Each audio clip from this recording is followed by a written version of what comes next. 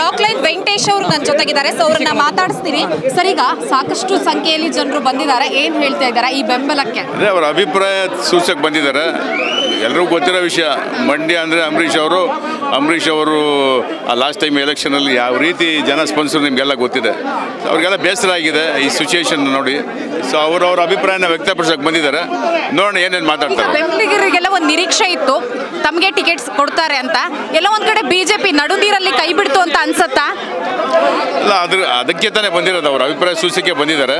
ನೋಡೋಣ ಯಾವ ಥರ ಅಭಿಪ್ರಾಯನ ಸೂಚಿಸ್ತಾರೆ, ಮೇಡಮ್ ಏನು ಹೇಳ್ತಾರೆ ನೋಡೋಣ. ಈಗ ಸುಮಲತಾ ಅವರು ಅಂದ್ರೆ ಒಂದು ನಿರ್ಧಾರಕ್ಕೆ ಬಂದಿದ್ದಾರಾ ಅಥವಾ ಈ ಮೀಟಿಂಗ್ ನಂತರ ಅವರ ನಿರ್ಧಾರವನ್ನ ಪ್ರಕಟಿಸ್ತಾರಾ, ಹೇಗೆ ಸರ್? ಯಾವತ್ತೂ ಅವ್ರ ನಿರ್ಧಾರ ಯಾವತ್ತೂ ತಗೊಂಡಿಲ್ಲ. ಜನಾಭಿಪ್ರಾಯ ಅವ್ರು ಏನು ಅಭಿಪ್ರಾಯ ಕೊಡ್ತಾರೆ ಲಾಸ್ಟ್ ಟೈಮ್ ಅದೇ ಮಾಡಿದ್ದು. ಓಕೆ, ಈಗ ಜನರೆಲ್ಲರೂ ಹೇಳ್ತಾ ಇದ್ರು ಪಕ್ಷೇತರ ಅಭ್ಯರ್ಥಿಯಾಗಿ ನಿಂತ್ರೆ ಖಂಡಿತ ಗೆಲ್ಲಿಸ್ತೀವಿ ಅಂತ.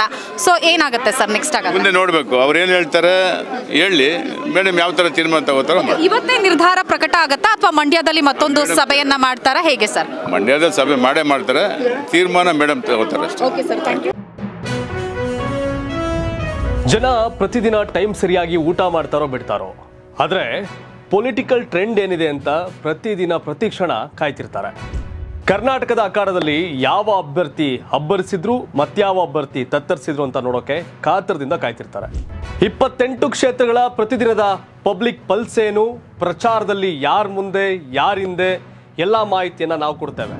ಕರ್ನಾಟಕ ಕುರುಕ್ಷೇತ್ರ 28 ಕ್ಷೇತ್ರಗಳ ಡೈಲಿ ನ್ಯೂಸ್ ಪ್ರತಿದಿನ ರಾತ್ರಿ 8 ಗಂಟೆಗೆ ಯೂಟ್ಯೂಬ್ನಲ್ಲಿ ಕರ್ನಾಟಕ ಟಿವಿ ಅಂತ ಸರ್ಚ್ ಮಾಡಿ, ನಂತರ ನಮ್ಮ ಕರ್ನಾಟಕ ಟಿವಿ ಸಬ್ಸ್ಕ್ರೈಬ್ ಮಾಡಿ. ಸಬ್ಸ್ಕ್ರೈಬ್ ಆದಮೇಲೆ ನಿಮಗೆ ಹೋಮ್ ಪೇಜ್ ಬಂದರೆ ಕಮ್ಯುನಿಟಿ ಅನ್ನೋ ಆಪ್ಷನ್ ಸಿಗುತ್ತೆ. ಈ ಕಮ್ಯುನಿಟಿ ಆಪ್ಷನ್ ಕ್ಲಿಕ್ ಮಾಡಿದ್ರೆ ನಿಮ್ಮ ಕೆಳಗಡೆ 28 ಲೋಕಸಭಾ ಕ್ಷೇತ್ರಗಳ ಒಂದು ಪೋಲ್ ಕ್ರಿಯೇಟ್ ಮಾಡಲಾಗಿದೆ. ನೀವು ಹೋಗಿ 28 ಕ್ಷೇತ್ರಗಳಲ್ಲಿ ಯಾರು ಗೆಲ್ತಾರೆ, ಯಾರು ಗೆಲ್ಲಬೇಕು, ನಿಮ್ಮ ಸಪೋರ್ಟ್ ಯಾರಿಗೆ ಅಂತ ಅಲ್ಲಿ ನೀವು ಕ್ಲಿಕ್ ಮಾಡ್ಬೋದು, ಅಂದರೆ ವೋಟ್ ಮಾಡ್ಬೋದು.